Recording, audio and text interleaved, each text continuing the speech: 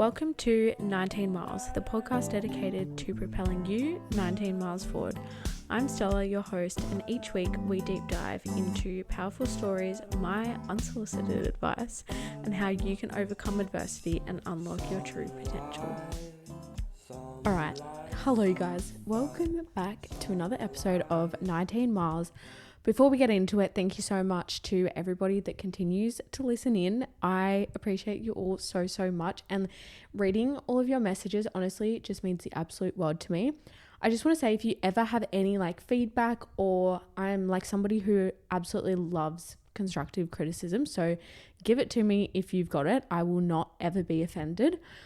So yeah, I just wanted to quickly say thank you to everybody who has given me any feedback or sent me any messages. I honestly just I forget that I'm for me, I'm just sitting here in my bedroom, literally on my bed, talking to a microphone, talking shit. So it just means so much to me to hear you guys' thoughts and see that it is actually positively impacting you. So I just wanted to say thank you, and if you haven't already, please make sure that you're following, because it will help you stay up to date with episodes, and it also really supports me. And if you haven't already and you are enjoying these episodes, please, it would mean the absolute world to me if you could leave a rating. It just makes sure it helps all of these episodes get pushed out to more people. So yeah, just wanted to say all of that. But yeah, let's get into this week's episode. I want to give you guys a quick recap, because we've got a lot to catch up on, but I want to get straight into this episode. So first of all, really good week. Just feel really grounded and connected and in a good flow and routine of things. And yeah, just loving life. Did Pilates again, and what else has been happening? I honestly can't even think. Things have just been going so fast. But we randomly decided to book flights to Bali literally today, and we leave tomorrow. So I am literally double recording for you guys, so that, because I could bring my microphone, but I was like, I kind of want to just relax and only have client calls to do during the time that we're there. So I'm just smashing it out and gonna have them all uploaded and scheduled and stuff for you guys, so that I can just switch off from the podcast side of things and just focus on socials and client calls. So yes, it's been a big day of recording. So that, I would say, is my best, is the fact that we're literally going away tomorrow. It's gonna be so much fun. I'm actually so excited. Me and Big Daddy on a tropical holiday. I'm so excited. I feel like we've just been so go literally since the moment we met last year. We've both just been on the biggest work sprints. It's been one thing after another. So I think it'd be really good to just switch off and be present with each other and relax and just actually have fun, because we definitely have fun, but we keep it very located. It's one section of the week, and it's so that'll be really good. Anyways, I don't think I have a worst for you. I think I'm just going to get straight into this week's episode, but I hope you guys enjoy. And yeah, so we are talking about emotional maturity, emotional processing, how to process emotions, because I think a lot of people, I found it so interesting in all of my years of nannying and childcare, looking after kids, seeing the way that parents handled kids' emotions. And I've had a lot of conversations with my mum about it as well, in just me growing up and understanding her style of parenting, because I really do feel like she did a really good job of bringing us kids up regardless of the environment or circumstances we were kind of handed. And yeah, it's really interesting to see a lot of parents, for example, when the kid falls over and they hurt themselves, and you're fine, get up, and just automatically strip the kids, invalidate the kids' feelings, or doesn't even give the child a chance to express how they're feeling. They automatically just told to shut up. And there's a fine line, because it's also you don't want to baby kids and them be wrapped in cotton wool. They do need to make mistakes, but I think it's so important to acknowledge emotions and process them in a healthy way, because that's how we become emotionally mature and emotionally intelligent, which is will get you a lot further in life than ignoring emotions. So let's talk about it. Basically, in this week's episode, I'm going to give you a bunch of journal prompts that I actually formulated this kind of formula. I did it subconsciously, funnily enough, and it wasn't until I brought it to, like, when I started with my coach, I would show her some of my journal entries for like examples of specific days, and she realized after a few journal entries that I was doing this same kind of formula, which I'll run through with you guys. But she was like, you literally run through the perfect formula of how to completely, like, you take yourself through therapy through your journal entries. I was like, wow, really? Like, that's so cool. So I thought, why not make it into like a journal prompt kind of like PDF? So I'm going to run through a bunch of like journal prompts that you can use to help you process emotions. I guess, like, why is this? Why?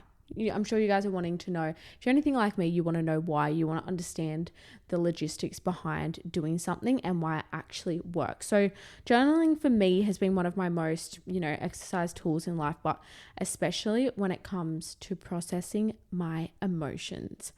It wasn't actually until, as I mentioned, when I started working with my coach, that I realized that, my style of writing was a perfect way of like self-therapy and processing my emotions. So that is obviously why we're going to go through that. But yeah, I don't know, writing for me has definitely guided me through a lot of healing in my life, like from everyday difficulties to like a lot more complex traumas. Journaling as well offers a obviously safe space for you to be vulnerable and express yourself and have freedom of thought and like just not worry about anybody else's thoughts, and you can unapologetically be yourself. I tell all of my girls, be as dramatic. If you're anything like me, I love being dramatic. I love mayo. I add fucking mayo to every single story. So this is your one place where you can unapologetically be as dramatic as you want. And that is exactly what I do in my journaling. I'm like romanticizing it as if I'm like the princess living in, the middle of Greece, or, I'm the saddest person that's just in the whole entire world that's just been to war. I am so dramatic and I love it. It's the one place nobody's going to judge me unless you have a psychotic somebody who's going to read through your journal. But look, let's just hope that we don't. And if you do, which is honestly so effed up if that happens, it's such a breach of privacy. If you do, sadly, two of my girls actually have told me that they both had exes go through their journals. And I was like, why? And like, well, I'll tell you exactly why stupid boys do this. It's because they're one, boys, and two, insecure as fuck. And anyways, if you're one of those people, this is what I did when I had that breach of trust. First of all, you can go in your notes app and you can actually set a password to the notes, like the note that you've done. So I started doing all of my journal entries in my notes app with a password. It was password protected. I just had a pin to the top of my notes section so that I could, always go back to it. But there's also the there's also the new journal app within Apple that they've added. And it's really good because I just feel like it's not really in your face. It's a very subtle looking app, and you can add voice notes, you can write, you can add videos, whatever it is that you want. I feel like it's a really good way, to express yourself if you're somebody who kind of wants to keep that bit closer to you, or like myself, travels a lot and you can't really logistically carry around a journal, because I like to have a diary, a journal, a affirmations journal, all these different journals, and it's just unrealistic to carry around 12 different journals. So I just do it all in my phone, all online, so that my phone breaks, it's all there in the iCloud, in the cloud up above. So yeah, circling back, that was a bit of a derail. So the actual practice of journaling allows you an opportunity to regulate your emotions, and it also reduces your stress. It is, in this formula, you will see how it is problem solving skills. It is an opportunity to self-reflect, to enhance your communication, and to work on your personal growth. So using these prompts that I will soon reveal, I know I'm giving a bit of a lead up, aren't I? But it allows you to break it all down, process a situation, and reflect on whatever it is at any magnitude. So whether it's something small, something big, something happy, something sad, whatever it is, this is a good opportunity to kind of like really break it down, and for you to also witness firsthand a transition from, something potentially traumatic to something a lot more digestible. And it helps you to navigate your emotions with clarity and compose yourself as well. And yeah. So the formula. First up, we are going to dump it. We're going to dump it all on wherever you're dumping it. Every single thing that happened. So what triggered you? What were the emotions that came up? Where were you? What were you doing? Who were you with? Be it literally as dramatic, harsh, emotional, unhinged, unfiltered, whatever you want. This is your space. Nobody is going to come and interrupt or see it or anything. Like, this is for nobody's eyes but yours. And it is an opportunity for you to just be unapologetically yourself. Dump it all out. Next, after we've gotten it all out, we're going to process it. So what emotions came up? Were you feeling angry? Were you feeling hurt, sad, shameful, regretful? Name every single emotion that surfaced. Next, you are going to reflect on the situation. So reflecting on the situation can be a bit hard, but it allows you to kind of explore other possible perspectives, like particularly if there were others involved. Put the shoe on the other foot and imagine it from their perspective, and kind of like, this helps me a lot, especially, and I think this is why I'm so empathetic, because I'll very quickly put myself in somebody else's shoes to understand what they're going through. And yeah, so it's important that we do this. Think of it from somebody else's perspective, whether it's somebody else involved, or just think outside the box. Practicing empathy for other people will also help you release negative emotions that you might be like projecting onto the situation. I think another important thing to remember is like, not every single person is going to have the same capacity to meet you at where you're at. And that can be quite disappointing at times. But I think once you understand that it's not, it's not the past people in my life, it's not their fault that they weren't able to meet me at where I'm at. It's just simply a lack of life experience and knowledge and education. And once you understand that like, it's actually okay that people won't always meet you at the same capacity, you allow yourself to have so much freedom and like less pressure on yourself and other people as well. So yeah, reflecting on the situation and giving yourself the opportunity to see it from both your perspective and somebody else's will help you have like a better understanding of the situation, compassion, empathy, all of those things, which broadens your capacity and allows you to have more capacity for other higher value people, if that makes sense. And then the next step is advice. So I want you to sit down and imagine you're having a conversation with your younger self, and you're going to sit down and you're going to tell her all the things that you would tell her if she was in the same situation, because ultimately you are your younger self, you are a new version of her. And so it is very powerful and healing for you to sit back and talk to your younger self. And I mean, it's like that saying I always say is like, talk to yourself the same way you talk to your best friend or your future daughter, or if you have a daughter, how would you talk to her? Give yourself that same kind of loving advice in the situation. We're all obviously so easily our own worst critic, and we can criticize ourselves so much, which definitely has its benefits, but sometimes that same criticism can be destructive at times. So it's important to be kind to ourselves. Guys, I really hope you can't hear that tapping, but I am so sorry if you can. I literally do not have another chance to record this episode before we leave, so we're just gonna have to put up with it. But talking to your younger self will, heal your inner child. As I said, it provides you compassion, wisdom, experience. It validates your emotions and can be quite empowering as well. Getting that control back over that constructive criticism with good intentions and love is what is going to actually propel you forward, rather than just beating yourself up and tearing yourself down.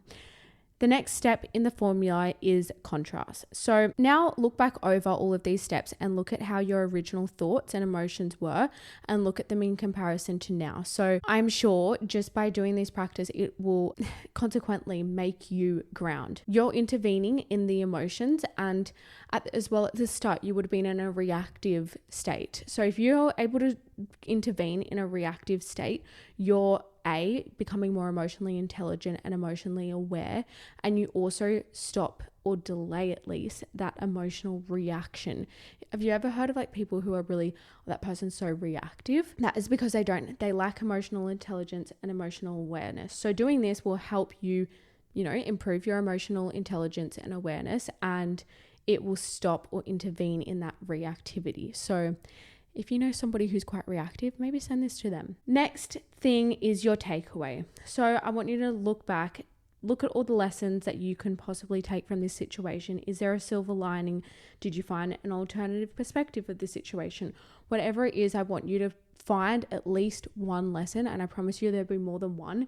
But in any situation, there's always something to take away, whether it's, a hard lesson or appreciation or, whatever it is. Make sure that you're taking something away, because that is what is ultimately personal growth. That is the formula to processing emotions. I hope you guys enjoyed. Thank you so much for listening. As always, I appreciate you guys so much. Don't forget to follow so that you keep up to date with all of these episodes. Also, if you enjoyed this episode, please, I know I say it every single episode, and I will until I see that every single one of you listeners has left a review. Please, if you're enjoying these episodes, leave a review. Otherwise, I'm going to assume that there's hundreds of you that are not enjoying these episodes that are coming back to listen. So if that's you, go and leave a review. Illy. Anyways, I will see you guys in like 2 weeks, because we are going to be in Bali in the next episode, which I've pre-recorded for you guys. So don't worry. You will be hearing from me next week. Anyways, love you guys so much. And yeah, bye.